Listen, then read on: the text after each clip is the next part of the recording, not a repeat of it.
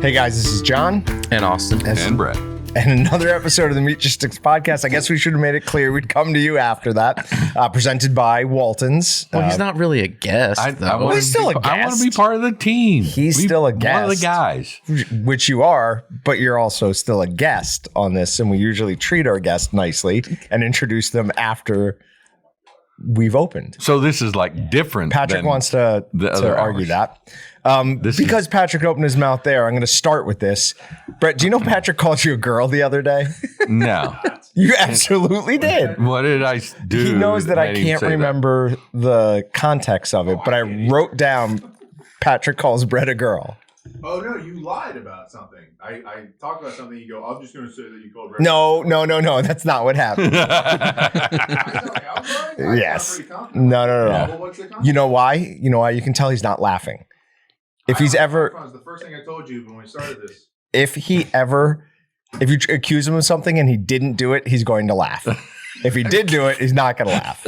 It's an easy tell with Patrick. Okay, so we've got Brett here. Couple of reasons. The number one thing was I wanted to get your rundown on Pheasant Fest. You and your wife went up there, met some people. Tell us a little bit about it. I went up to Pheasant Fest. It was a lot of fun. Got to see a lot of the people that we work with. The Ron Scherer group and Scott Franson and Travis Frank and Travis that hosts the Flush, and got to spend some time with Tyler Webster from Birds, Buds, and Booze podcast, and Ron Bain from Hunting Dog podcast, and got to spend time Nick Hoffman with Nick's Wild Ride. So got to talk with all those guys. Had some fun doing that, and did some of their events that they had. So all that was great. But then again, I'm an upland hunter, so I got to walk around and look at all kinds of cool stuff that I thought I should have. You always find something to buy. Were there cute puppies up there again? So I love dogs. I've got bird dogs, and so that's all fun. But my wife, that's all she's interested in is just the dogs. So they have the bird dog parade at the beginning of it. There was 120 dogs, like 40 breeds, all hunting dogs. So we had to be there early, get in line so we could see all the dogs coming down across the stage and hearing what their owners are and all that kind of stuff. And then all those people were walking around, especially on Friday. They're all walking around and it's packed. It was in Sioux Falls, South Dakota. So it's packed full of people. The aisles are jammed. And then there's people walking through with dogs. And I'm walking along. And then I realize I've left my wife because she's petting some dog in the middle of the aisle somewhere. I told her, I go, can you imagine what all those dogs were thinking? Because they were smelling the other 40 dogs you just petted. Yep. So. And not only that, but all the people in there, all the excitement. I'm surprised no one's gotten bit. Yeah, most of those dogs are well trained. Yeah, but still, just like in nervousness. Yeah. I guess these aren't dogs like your dogs. Jon. If my dog gets nervous, someone's getting bit. That's how it goes. Think of our dogs. Our dogs, my two dogs, they're not going to be aggressive. Fair. Didn't you meet somebody who had pretty much an exact Gruber? I did. Met a guy that owns Tetra hearing suppression company, and he had a dog laying in his booth that was. I'm like, man, that dog looks like my dog. My dog's name is Gruber, and so I asked him. I go, "Is that a wire heron?" Or no, it's actually a half wire, half short heron. I'm like, wow, that's exactly what I've got. So yeah, he looked a lot like Gruber. What did he have to say about the dog as a hunting dog? Oh, he's a good dog. Good dog. He liked him. Yeah. I mean, Gruber's a good hunting dog, let's be honest. Yeah. We like to give him a hard time, but he does a good job. Do you remember the last time we went hunting, the guy we went with is like, make sure your dog stays within, I don't remember, it's 20 yards or 40 yards or something. We don't want him going past that. We were all kind of like, is Gruber going to do that? Gruber did great. The guy who was guiding us dog was like 80 yards out, constantly flushing birds. And we're like, you gonna do anything about that? So that was pretty funny. Gruber normally runs that 100-yard range. But no, I usually hold him in 100 yards. I'll just beep his collar and he'll come back. But I feel more comfortable because if he goes on point, if it's a quail, they'll hold till I get up there. If it's pheasant, a lot of times they want to run on him. Yeah. And that makes him crazy. Well, it was super dry. All I remember from that one was picking burrs out of a couple dogs' paws constantly. But yeah, no, that was a good. So we got this really cool thing at Pheasant Fest. It's you can stick your hand in it and you rub it across like your sleeve or something. If you got those like stickers and stuff on them, and it pulls them right off, or you can do it on your dog and all the little grass seeds and stuff like that. Yeah, and it actually works. And it works. Oh wow! Well, it did in the guy's booth. So I gave him like, I don't know, $20-$30, and he gave me one. I haven't tried it yet. So that's because that can impressive. be a pain. Even and not obviously on your dogs too, but even just on your clothes, that can be a pain. Oh yeah. Did you run into Sam from Ready Rest up there? Actually, he sat at our table. Oh, okay. Saturday night, but you know me, he's on the other side of a table with eight people around it.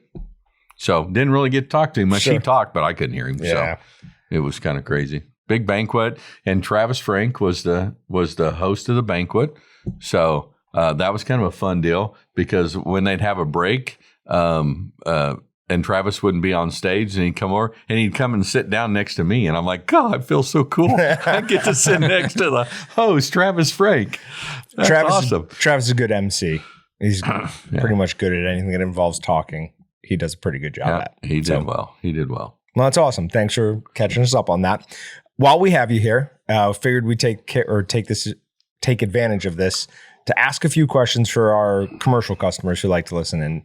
Now, don't get overly impressed by Brett's answers. I not prepped him. I gave him these questions earlier, so these aren't off the top of his head. But I forgot. Were they? Great. So let's see how this goes. John, I've kind of been busy today. No.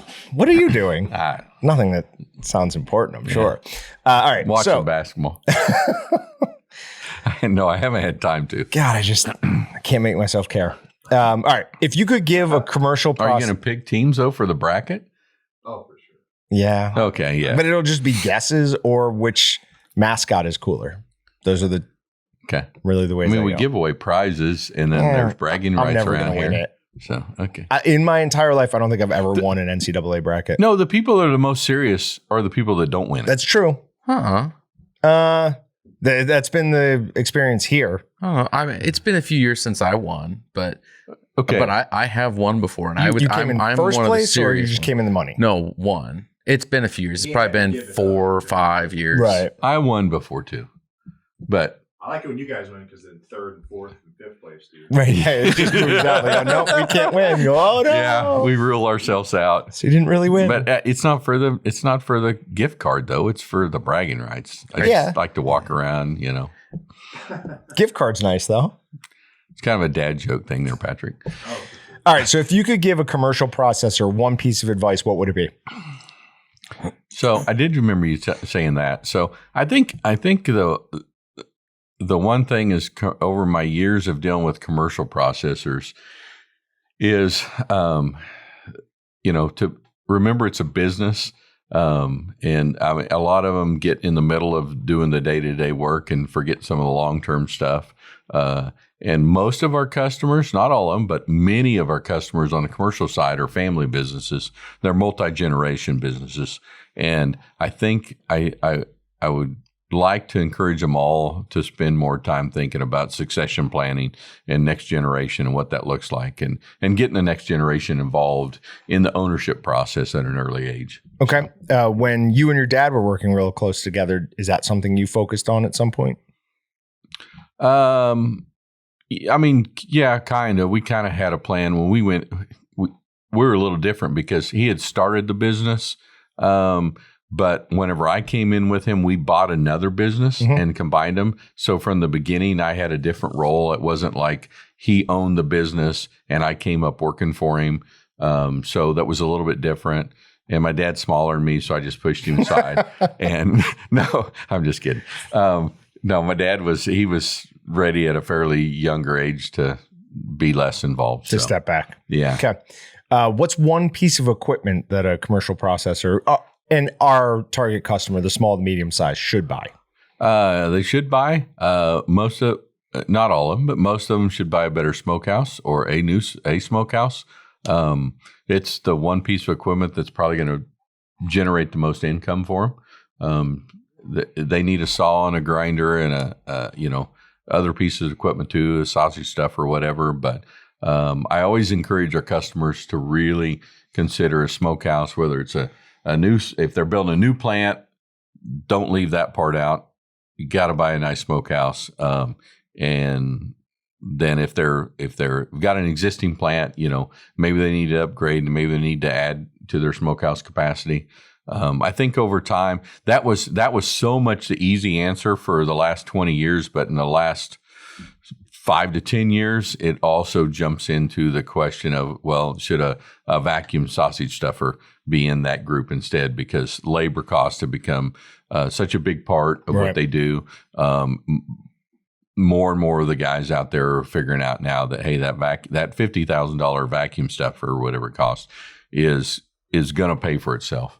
And, over the years, guys say, well, I can't afford a $50,000 stuffer. And my response is always, you already are paying for it. You're paying for it in your payroll every week. So with the vacuum stuffer, it's labor savings cost. Mm-hmm. With the smoker, it's ability to charge a premium for smoked products. Yeah. Or to actually, charge for smoked products where that maybe they're not doing any of that currently. If they have a retail, they can sell extra stuff through their retail. But even if they're doing, wild game processing, there's wild game processors out there that are just paying, they're charging, so many dollars for each deer that come in. Whereas if they'd had a smokehouse, they would be making summer sausage, snack sticks. And so instead of just charging $70 for that one deer or whatever they charge, they're also getting another $100 over here for all this product that goes to their smokehouse. And you can run the numbers on it pretty easily to figure out how to pay for a smokehouse. Okay. And then and it's a business deal. So you got the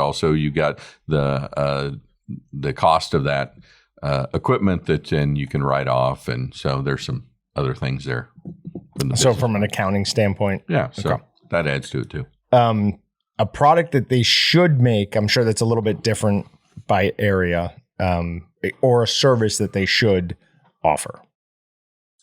Did you ask me that? I don't remember that one. I did. A product they should make. I think they should make something they're not currently making. And so it depends on who they are. So, and they should make something new next year, and they should make something new year after that. And maybe they quit make something that they were making. If they can only handle so many different items, and I understand that, well, you got to add something new in occasionally. We do that here with, we always say though, hey, we're going to add some jerky blends, we're going to add some summer sausage blends, but we never get rid of anything. No, we definitely do. Add to it. We do. To be honest, on jerky seasonings, broth seasoning, stuff like that, we don't typically take away because what we add, it sells and it works. I know. But look at our full product line, and we're constantly adding stuff and then removing something else. Like overall, we definitely are increasing the amount of things we have and not taking away as fast. But, well, I know. I mean, I guess I'm just thinking seasonings. On seasonings, they're very, very seldom we remove something. Yeah, usually if we remove something, it's because we can no longer get access to it. Yeah. There are some of the bigger swings like Tuscan Hills vodka sausage, whatever. They were just like, all right, nobody wants this. Yeah. We're not carrying this anymore. But in general, we carry something as long as our vendors do. Yeah, over the years, we added pumpkin broth. And I thought, well, that'll come, then we'll get rid of it. But no, then people keep buying it. So for 3 months of the year, though, our stock goes to nothing for about 6 months of the year, and then you buy it, bring it in, and you sell a lot over a few months. I was because we were still next door when that first came in. I was very against that, and it was actually your daughter who convinced me to try making a batch. And then, do you remember she injected it with cream cheese frosting? I forgot about that. That was pretty good. Now I want one. That was because that was why delicious. Didn't I cook those? I should have cooked those. We took chocolate chili bratwurst. We went into Susie's office and stole all of her Heath Bar little mini bars. We crunched them up with a pestle and put them in there and then cooked them. They were pretty legit. Wait, did you put it in the sausage or cook the sausage in there? Nope. We put that inside the sausage and then stuffed it. They were not bad. The pieces that got like a good amount of the melted chocolate tasted really good. I'm mostly concerned. Did you comp Susie for the stolen product? Yeah. Okay. Right. I told her I haven't yet, but I will. He said thank you. He said thank you. That's her comp. In fact, Walter then came later with like more handfuls. I'm like, I don't need that. And then I started crushing things up. I'm like, yeah, I need those. So that was helpful. But I should have cooked that. They were pretty good. All right. A couple of just quick things coming up here in the next couple of weeks. I'll have an expert on celery juice and cherry juice powder on the podcast to go over that in a little bit more detail. People seem to find that portion of Ryan and my conversation from Balchem's discussion interesting. So we're going to dive into it a little bit deeper.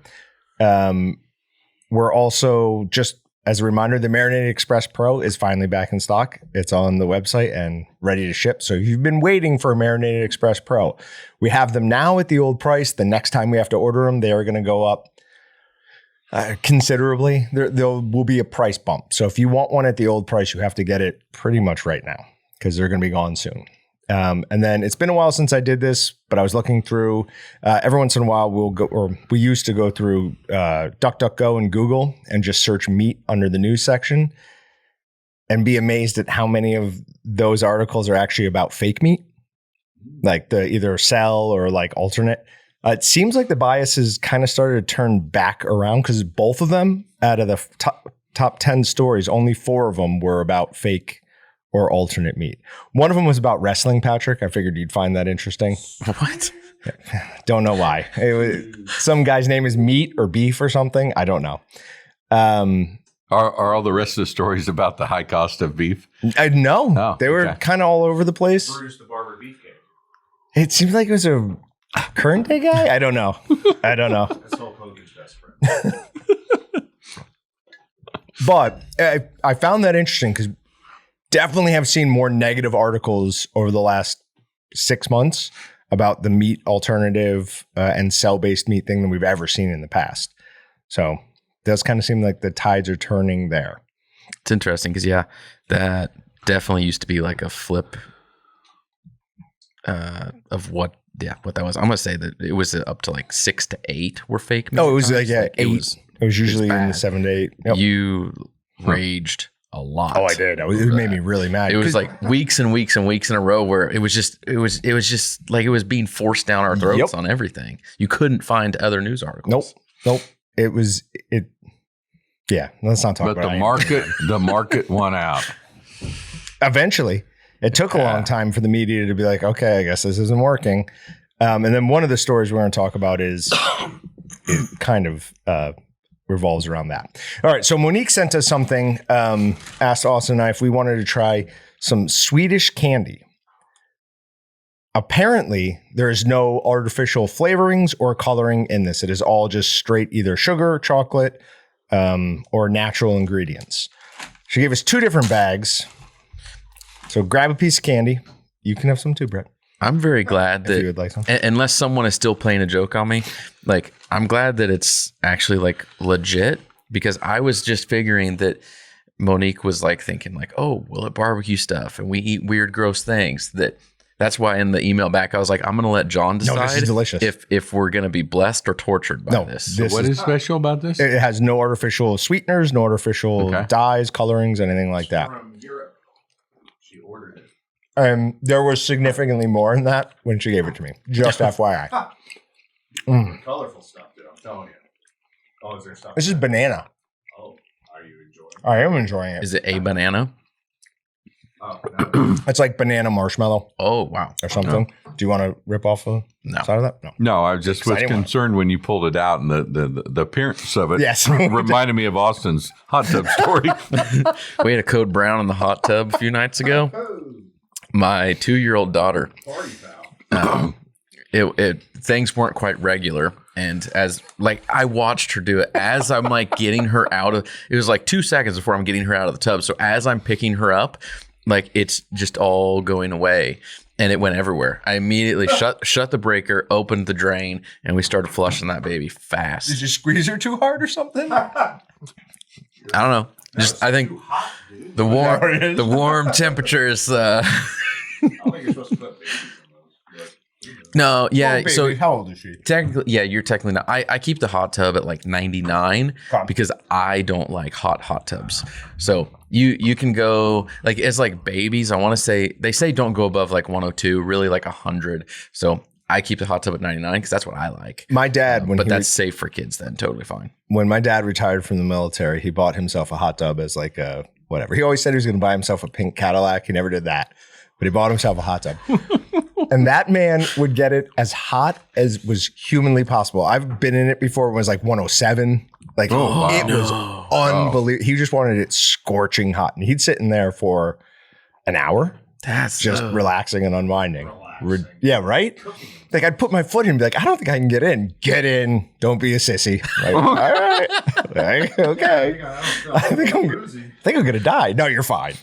Man, Austin, his dad might have been harder than your dad. Oh. Well, I mean, my dad was a lieutenant colonel in the military, so he was more of a no nonsense. My older siblings got it way worse than I did. By the time I came around, he was more like, hey. Was just talking about this last night. I was telling him, I was like, I don't think my younger siblings appreciate how much I did for them growing There's up. No question. Like, yeah, the older siblings break in the parent for the younger siblings. I told him he rolled over like an old puppy once.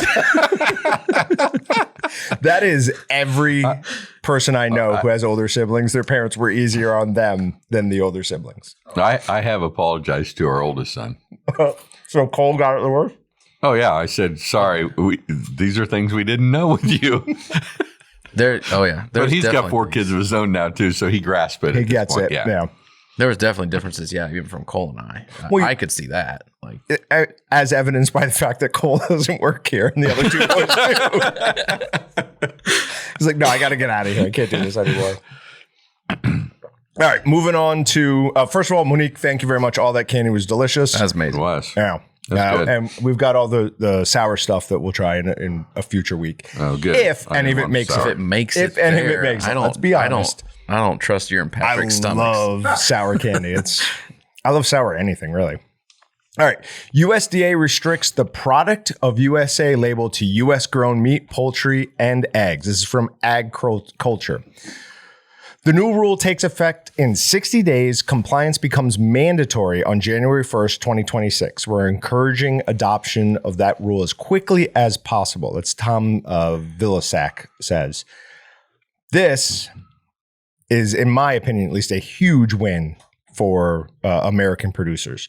So this will stop the shipping in of beef from Argentina, from anywhere in South America, someone repackaging and just slapping on product of the USA.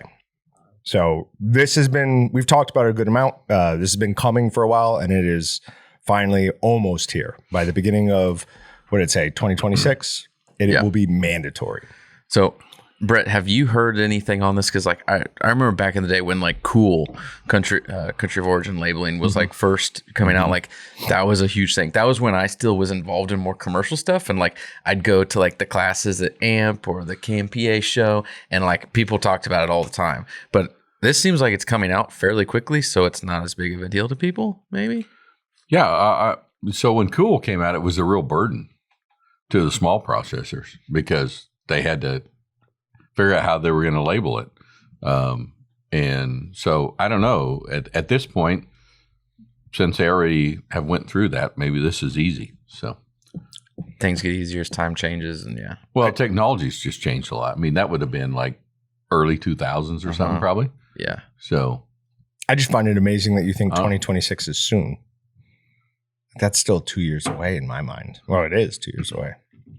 Yeah. Anytime you change something like that, you got to give people a chance to prepare for it. But I don't know. Dylan probably answer that more. He's more in touch with the commercial guys.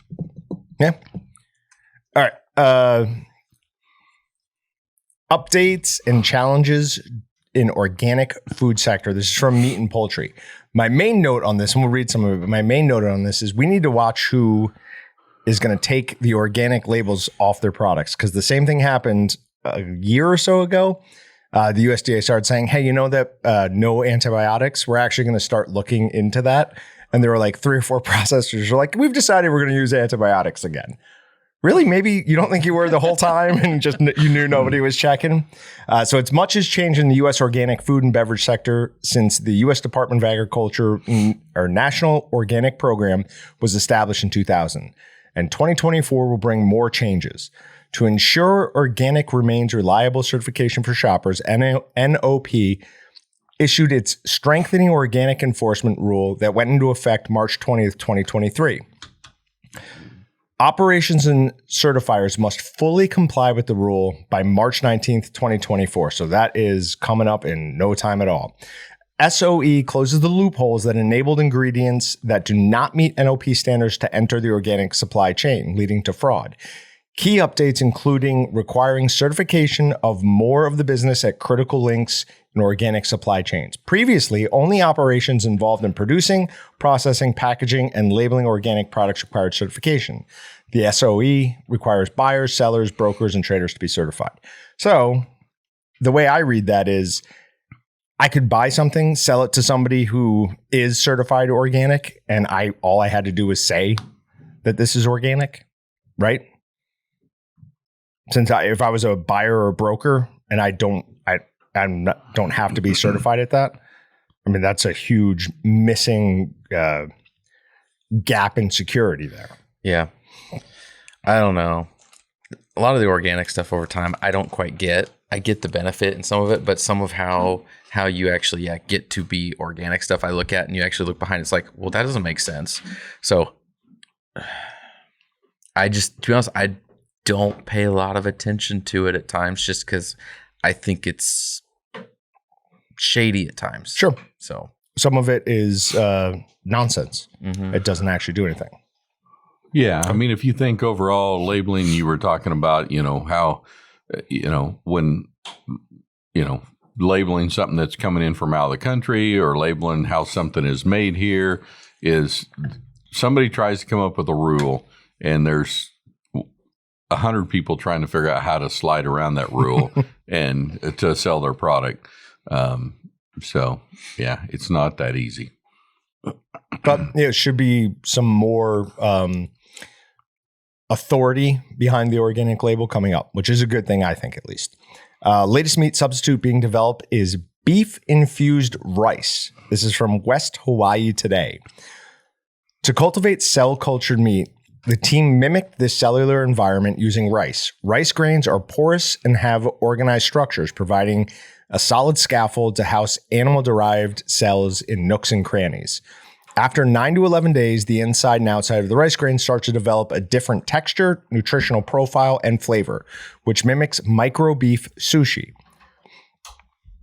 I'm normally against all this stuff. Like they were doing something with injecting pig DNA into soybeans, and I was very against that. But I have to say, that portion of the sentence, which mimics micro beef sushi, sounds amazing. Well, I'm going to eat some beef sushi rice. How do they infuse the rice? You've got me. It's do you remember when we talked about scaffolding and lattice? So we were talking about, it was a long time ago. We were talking about cell whatever, and you had to find something with a scaffolding and a lattice for it to be able to actually grow in. Yeah. So they're using the rice basically as that, at least the scaffolding. I don't know about the lattice part of it, but. So is it ultimately is there actually beef in there? Or do you think we're just getting the umami flavor? And that's just what it is. It says it changes the nutritional profile of it as well. Huh. So there's going to be some protein at least added to it. Scares me, but also. Why? Probably going to try it. Why? I don't know. Let's why would I try it? Or no, why would we have to do this? Yeah, we don't have to do Brett, this. He obviously doesn't know.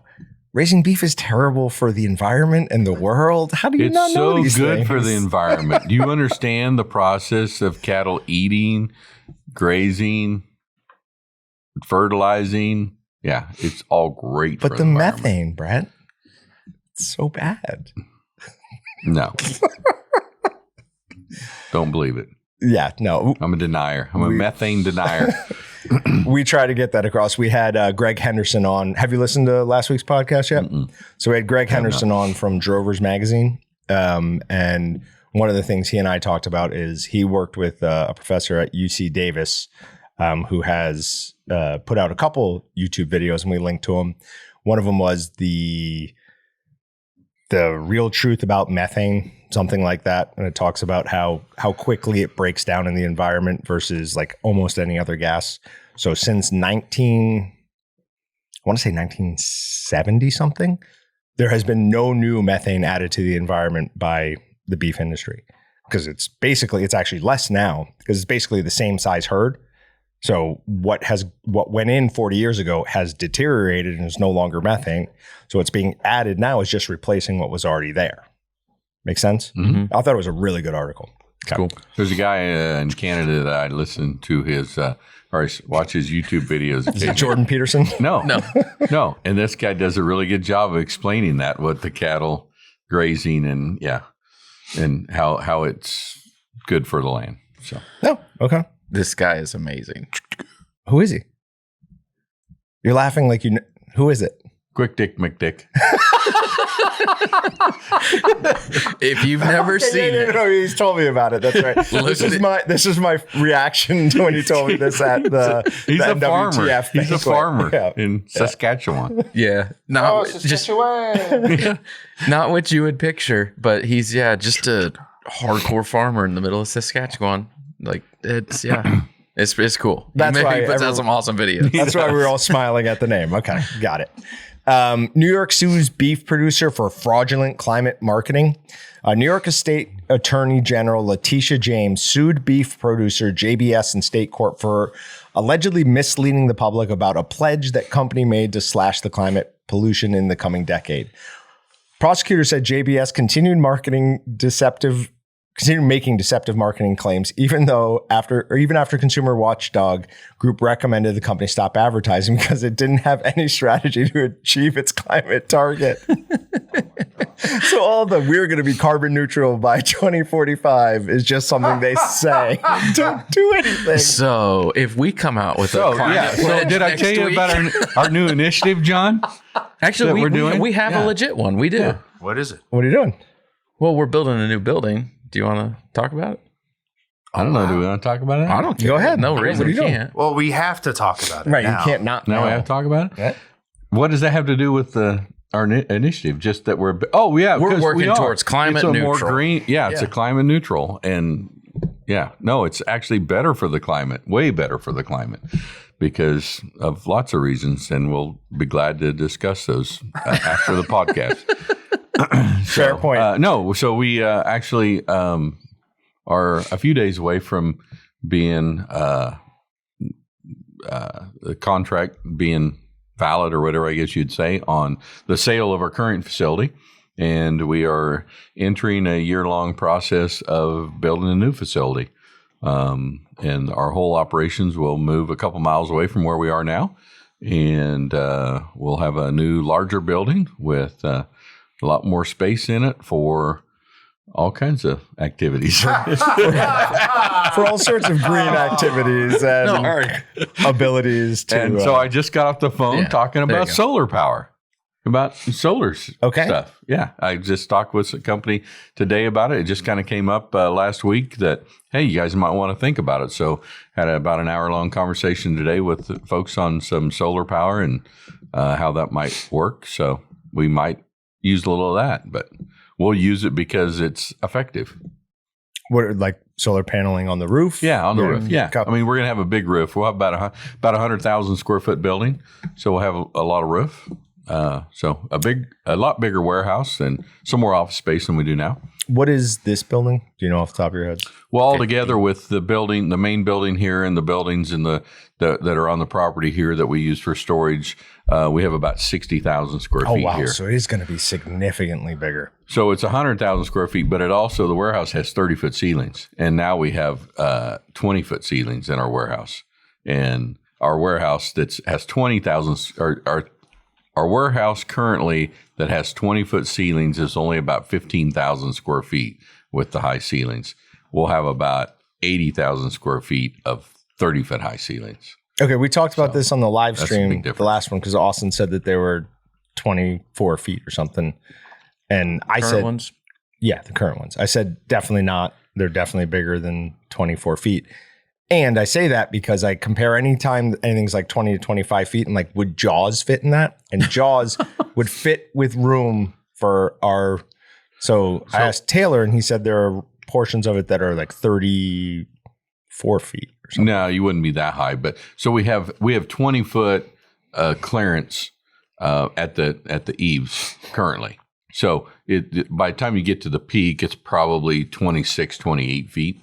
The new building will be 30 feet. So in the very middle of it, at the peak, it'd be 38 feet. He says, Taylor says he believes it's 30 to 32 at the peak here. Well, I don't want to say it to the public live, but Taylor's wrong. Okay. It couldn't have a bigger climb on the peak than our new building will, because our new building's bigger. Like this one, it can't have more of a peak. God. So worst case, 8 foot more than the eaves. Sorry. When you are confirming it's basically 20 something feet, all I'm thinking is Jaws was huge. So scary. The south side of the warehouse, Jaws would, how big is Jaws? 25 feet. Oh, Jaws would not fit on the south side of the warehouse. But it would fit in the middle. It's large. That's insane. Ugh. Good reminder to not go in the ocean. Dave in AZ is currently in Hawaii. I had to put something on the post that said, please don't go into the ocean. Wait, don't know. But when do you hear about shark attacks in Hawaii? I always hear about it like East Coast and Australia. No, Hawaii bad for shark attacks. Well, you're just really. Oh yes, you're selective on the news stories you bring up. Then most, serious, I like kind of serious. Like most of them I remember that we bring up are like East Coast of the U.S. and Australia. Yeah, no, most of them are in Australia because that's where great whites are, and those are the ones that really we should be worried about. But no, yeah, there's been in the last like 2 years, there's been 7 or 8 like fatal shark attacks off Hawaii. I think this is not good.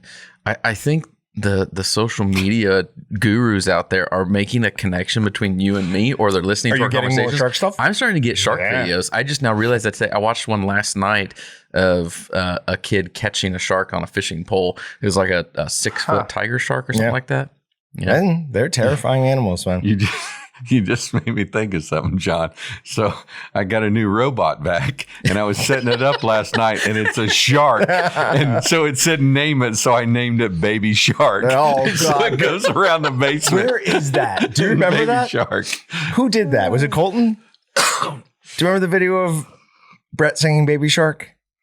No, I don't. Yes, you do. We got a strike on it for YouTube, a copyright strike. We put it up so that everyone could see it. Huh. I don't remember. That was like 4 years ago or something. The only one I remember of like an AI people singing was like you and I me doing you can dance. Yep, we got a strike for that one too. I mean, not a channel strike, just a copyright strike. Yeah. All right. How do other people get away with stuff like that? Because that's all over the internet. How do we get? And not only that, we got it within like an hour. Because you guys are so popular. Yeah. No. To be honest, I don't know. It's probably not time and place for conversation, but I think what we do, I think YouTube pushes us down because of the content we do put out, being meat related and different things. And I think they don't push things. And when something comes up, we'll get a strike because of the industry we're in. I mean, it was within less than an hour that we got both of those as strikes. So, all right. Understanding beef byproduct values. So the USDA reports byproduct values in several daily and weekly reports for steers, cattle, and cows. Over the last 15 years, steer byproduct values have averaged $11.70 per hundredweight on a live weight basis. That is roughly $165 a head, or about 9.5% of the total value of the fed steer. In 2009 to 2023 period, steer byproduct values have produced value, or that's a weird way to say that. Have varied monthly from a low of $5.90 per hundredweight all the way up to $16.59 per hundredweight. As a percent of total feed steer value, the byproduct value has varied from 6.2 to 13%. Were you aware of this at all? I know over the years, like some of the value has changed. I don't know really what that is, but it'd be interesting to see what Brett has to say on it. But the guys that come into a meat plant and will take away the byproducts. I want to say it used to be that they would take it away for free. Right. And then you had to pay them to take it away. And that changes over time. Do you have further thoughts there? I feel like you probably have a better history on knowing what that was like. Well, I mean, yeah, for the small processor, but you got to remember the large processors, all that's getting used, all that's being sold. I mean, they don't let anything go. Some of the items that were in the article, it goes into medicine. Like they're using some of it in the pharmaceutical industry. I mean, obviously there's the skin, the collagen casings, all of that. But it was a very varied list of items. But yeah. So the small processor, they have to have their offal hauled out, and a lot of that doesn't get sold. I mean, most of those people that are buying that are probably, I think they're doing it for like dog food and stuff. That would make sense. All right. Beef prices are not expected to be impacted by the Texas wildfire. I don't understand how that's possible. It is the largest wildfire in Texas history, and it seemed to have hit a very densely populated is the wrong word, but it seemed to really affect a lot of cattle ranches. But 1 million acres in the Texas and Oklahoma Panhandle. How many 8 million acres are there in the Panhandle? I mean, grass grows back very fast too, though. Yeah, especially this time of year. And also, people are intentionally burning off this time. Killed of year. most of those cows. Oh, yeah, well, that's the question. Is did we're not cows talking die? about, I thought we were just talking about grass. Okay, because if it's just grass, I mean, the whole Flint Hills gets not the whole, but quote unquote, the whole Flint Hills gets burned over the next month here. Yeah, there are. That can't be right. Oh, it's square miles. There's 25,823 square miles. Doesn't say how many square acres. Hold on, I can find it. 640 acres per mile. 640 acres per mile? Yep, per square mile. 640 times 25. What did we say? It was 25,000 something. 823. So we'd be looking at 16 million. It's only like a 50 by 30 mile area. But they not very big. But they don't. I mean, it is, but look how big Texas is. I mean, that's huge, though. They didn't say what. They say how many cattle? Just how many? I don't have any. Okay. No, I don't have any input on that. All right. This is the article we kind of talked about, and I don't mean to diminish it because I'm sure the people that were there. Sure, I'm sure it was a big loss for them. Yeah, the revolution that died on its way to the dinner table. Between 2016 and 2022, investors poured almost $3 billion into cultivated meat and seafood companies. Yet, despite nearly a decade of work and a great many messianic pronouncements, it's increasingly clear that a broader cultivated meat revolution was never a real prospect, and definitely not within the few years we have left to avert climate catastrophe. So that last sentence, or last portion of that sentence, whatever. But it is becoming increasingly clear. More and more people are waking up to the fact that cell cultivated meat, lab grown meat is not a viable option. It's currently, there are 3 places in the world where you can buy it, and only through specific restaurants. And if I'm being perfectly honest, I don't believe it's cell cultivated meat. I think it's just regular meat that they're selling as that. I don't think anyone's fully brought it to market. So much of our industry, or not our industry, but so much of the food industry has some level of fraud to it. I mean, bring up the Italian Parmesan. That's what I always go back to that. Because nobody knew it. And they're like, oh, no, this has been happening for 20 years. Like, it's always been like this. So, all right. Sausage recall after pieces of rubber found in products. We don't have to worry about this one. It was found in turkey sausage. Fairly sure none of us eat turkey sausage. So what? That's all we eat at the house. Well, the 3 of us are safe. You might be eating rubber back there. FDA to finally outlaw soda ingredients prohibited around the world. BVO is the thing that they're going to go ahead and make illegal. But BVO is brominated vegetable oil. What is brominated vegetable oil doing in your soda? Oh, no. Is that in Diet Mountain Dew? Do I have a problem? As long as it's not in Diet Canada Dry, I couldn't care less. Is it in Fresca? Well, there's There's kind of a green bottle in the back there and an orange one. So is this a stock image? I'm guessing it's Fanta. Because if it's Sunkist or it's Mountain Dew, those are the two sodas I typically drink. I got problems. I've never seen you drink a Sunkist. I don't often. It's a lot of sugar too, dude. Well, do you drink a diet? Diet Sunkist. Okay. I don't drink Those regular. don't have a lot of sugar. Those have a lot of sweetener. To be honest, half the time I'll place like a Walmart pickup and like I'll put Diet Sunkist on there, and then when I go to pick it up, they're like, we don't have it. It's I don't know. It's hard to get. You don't find it very often, but I'm pretty sure that this is the number one selling diet ginger ale, Dillon's, maybe in the country. Simply because I'm not even kidding you. It is always on sale now. Like it never used to be on sale. It is literally every time I go in there, it's 2 for $5. So that's a great deal. It is a great deal. I love it. All right.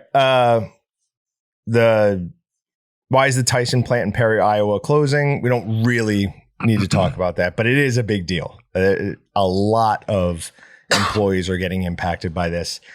And while they say at one point they don't know if the plant closure will be permanent, stuff has come out after that article that it is closing and not coming back. So I think it says it's something like 580 something employees are just out jobs. So I know Tyson's more than just chicken strips, right? Mm-hmm. Like they're the head of whatever. But I was in the frozen food section the other day, specifically looking for strips. Right. And my entire life, like that's just what my mom would bring home was like Tyson, the red bag. You recognize the logo. It's on semi trucks. If that didn't exist, and if we're not fans of it, what do you get besides that? I shifted to Purdue, I think it's the brand is called PER, and then. Yeah, so I don't know what else. It's like a very limited, it's like them two and then 2 other things. And it's just like you're kind of just trusting the advertisement on the bag or the fact that one's $1 off over the other. So I don't really know what you guys look for or if that's even on your palate appeal, so to speak. Chicken strips, not really. Every once in a while, the chicken nuggets.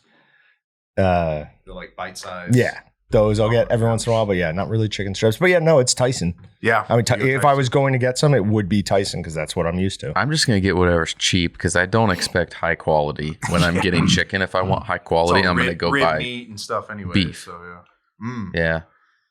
So I wonder about that plant closing. They said, it'd been there for, I don't remember how 60 long. years. 50 years. So was the plant really closing because the pork market is tough? Was it financial struggles of the pork market, or is it just that the reality is that plant's really old and to try to keep it upkeep is beyond what it's worth, and they'd be better off starting over somewhere and be more efficient somewhere? Probably because with labor costs, your biggest cost anymore, you can go build a new building and maybe pay for it. Yeah, and. Be interesting to see, does Tyson open up another plant the next 2 years somewhere, or do they expand where they're at? Which I was asking Dylan about that the other day because they're releasing more grant money and some just got released that's specifically supposed to help small processors, but part of it in there was for like expansion of plants. And so I was asking Dylan, I'm like, you sure that there's no way that big plants are getting in on that? Because they've only released like 10% of what the funds are. Yeah. And so people were kind of concerned, like, well, how many phases is this? Is like, where's the rest of it coming? What's going on? Do the big boys know a secret way in there and they're going to get a bunch of money to expand plants? Some has to line people's pockets, Austin. Yeah. I mean, come on. But it said, if I'm reading this right, though, Tyson employs 9,000 people. 1,276 people were laid off. So that's like 15% of the workforce. That's a big chunk. That's a lot. So if they do move it around, it ought to be visible somewhere because that's a chunk. Give me those numbers again. 1,276 people were laid off at this one plant. The closure expected to leave all employees without work. Wow. 9,000 total. 9,000 total people is what Tyson employs. So if they're really going to build something else or expand a newer plant to cover that. So if we build this new building, Austin, then can we reduce our workforce by 15%? Probably. I wonder who we could cut out, like media.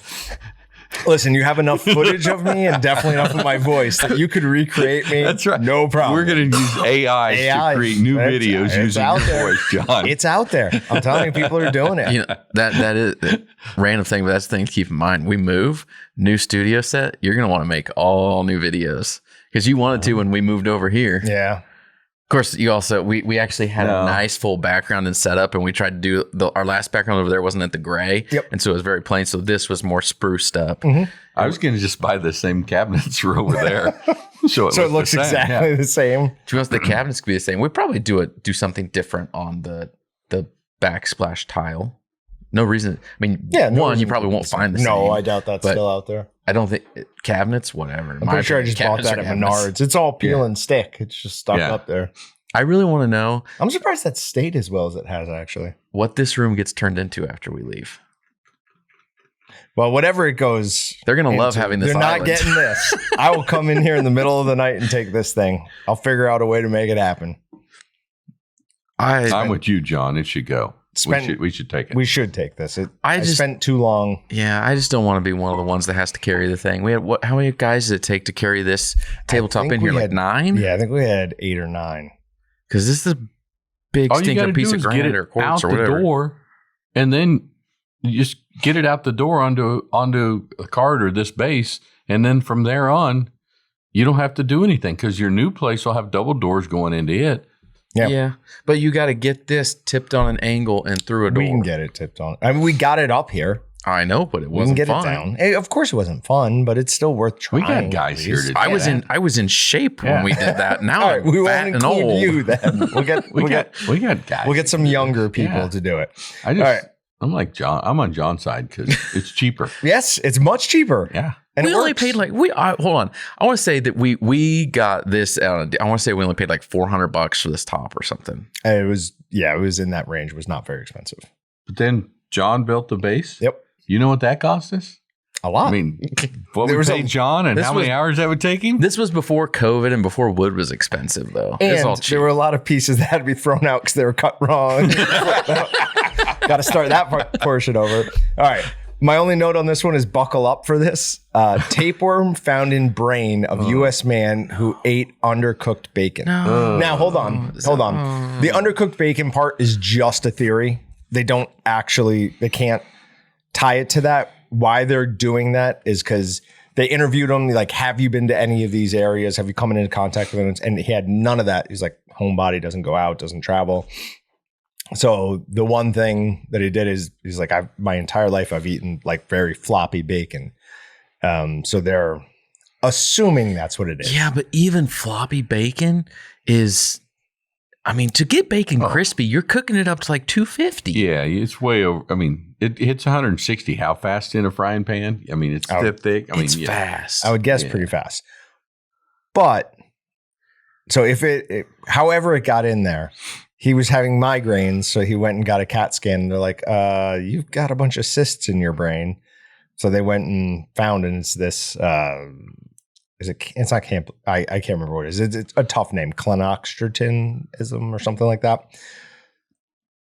But then when they were going to treat it, they're like, well, there's a good chance that what happens is the cysts are going to expand and put more pressure on your brain. So follow this, see what happens to this guy, but not a good thing. Yeah, well, and I reject all that uncooked bacon stuff because you want to? No, because when I was in high school and I worked in a locker, I worked at Richard's Cold Storage in Valley Center, and that was my winter job all through high school. And I ran the 180 bacon slicer for him when I was in there. And yeah, 1 for you. 2 for you. No, I didn't that much, but stuff would like fall off or whatever, and you couldn't put it in. Well, I still ate it. And the lady that Darlene Richards, that her and her husband ran at the time, she's like, you shouldn't be eating all that. But it never affected me. That we know of. I ate a lot of it for years. But yeah, just something to keep an eye on. I also want to point out that they don't know that it was the bacon. That's just the best that they could figure out. There is also a whole portion of it that you don't want to read that's disgusting on how it could possibly be passed on. So just stop reading. Yeah. You don't want to read it. Moving on. We'll probably skip. lettuce. Yes, it's the one thing I always take away, and Patrick will say the same thing from talking to Dylan all the time, is don't get sprouts on any of your sandwiches. Like that is the number one cause of food poisoning is sprouts. It can't be washed and cooked like other things is. You're just as likely or more to get sick off of eating vegetables as you are meat. Yep, absolutely. All right, let's skip that last story because it's kind of stupid. Going to a wild card. Let's scroll down to the bottom of the picture so we can all look at that.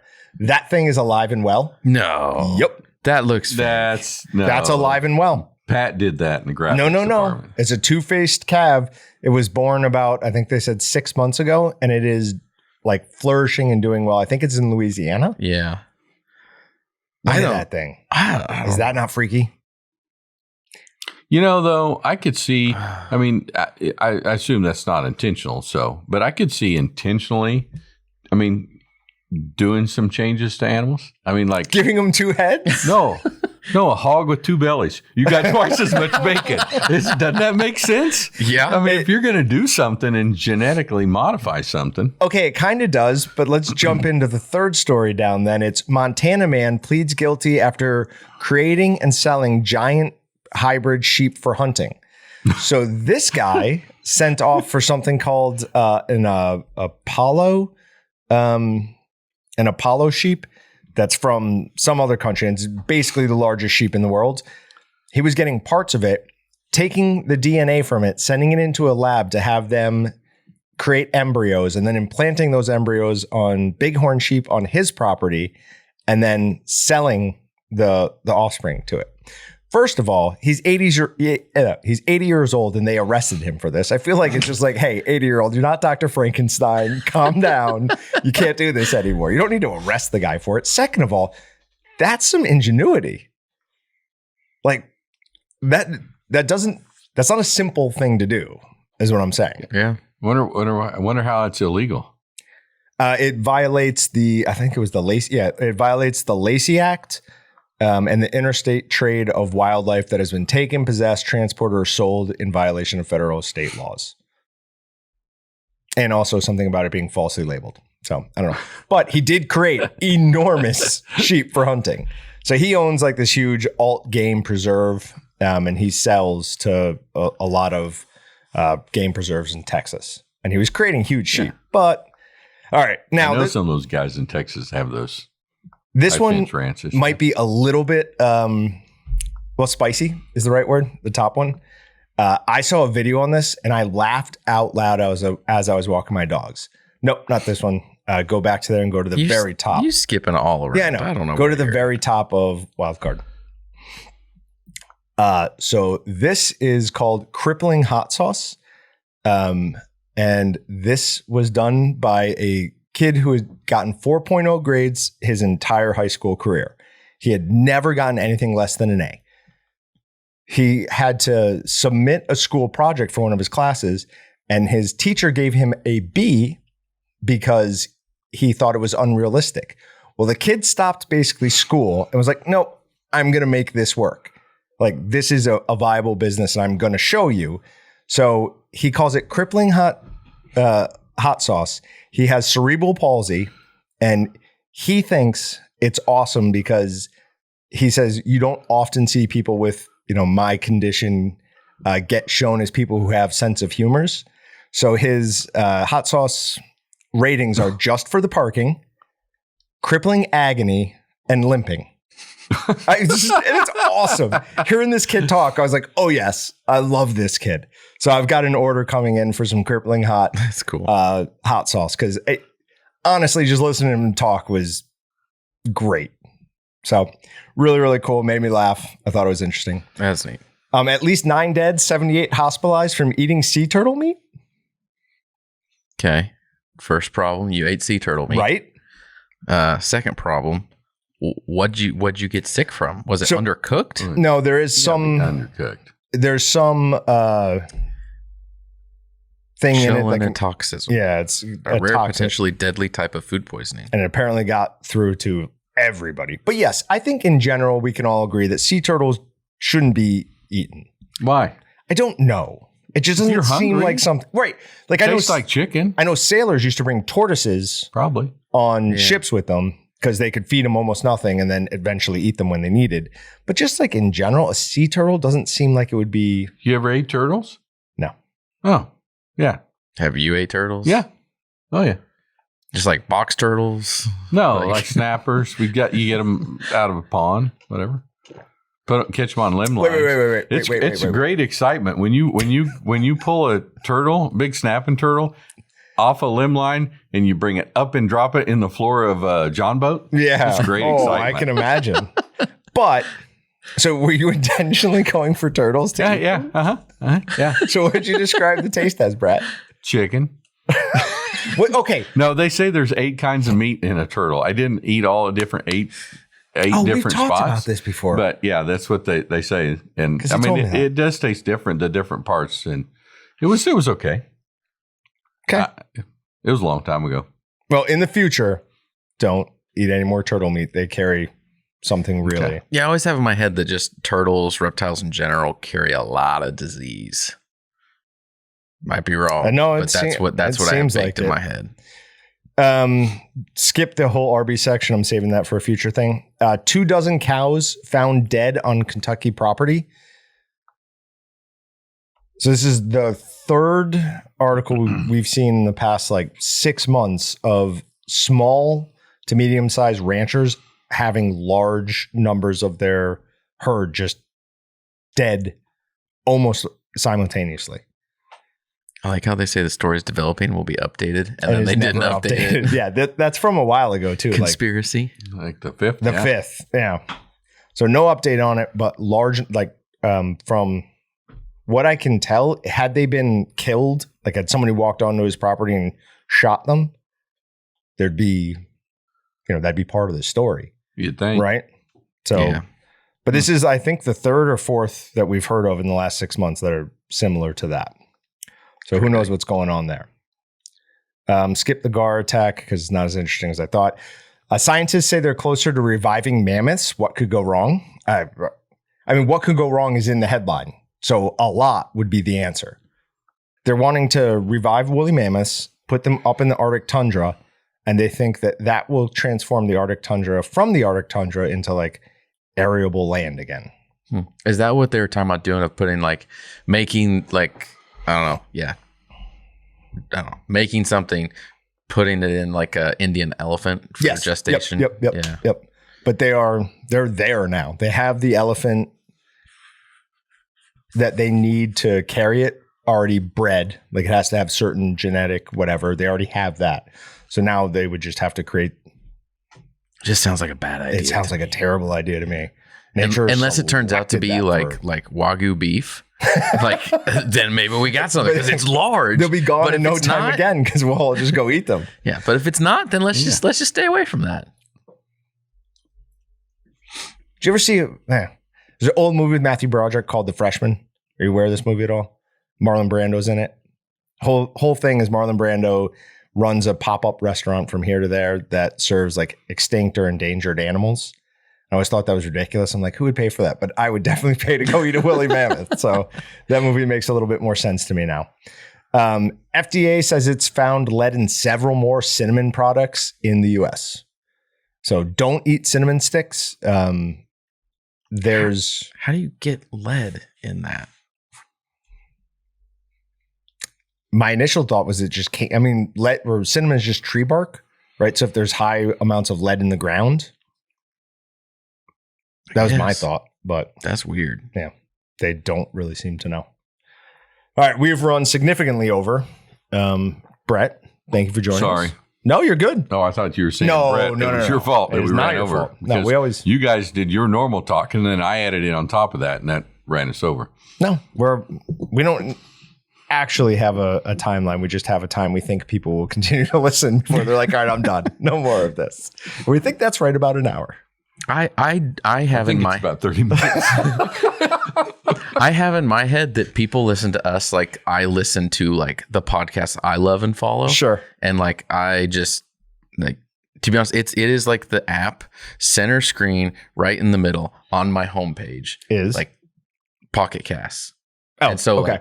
I like that. It's my go-to every day. When a new episode comes out, it could be half an hour, it could be 2 hours. It adds on my list, and I'm gonna listen to it. Google Podcasts is still very much updating all the podcasts and stuff, right? Oh, it's not going to soon. When? We've already passed the date when it was supposed to stop. It's like April. Well, that makes me upset because that's the one I use. We're about to find out. April 2nd, 2024. I want to. Hopefully, it's not an April Fool's Day joke.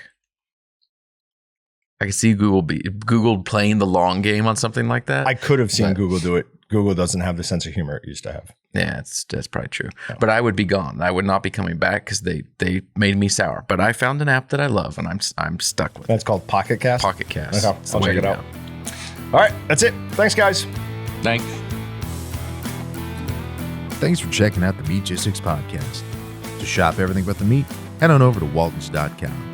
To get your meat processing questions answered by experts and enthusiasts alike, head on over to our online community at meatgistics.com. Waltons, everything but the meat.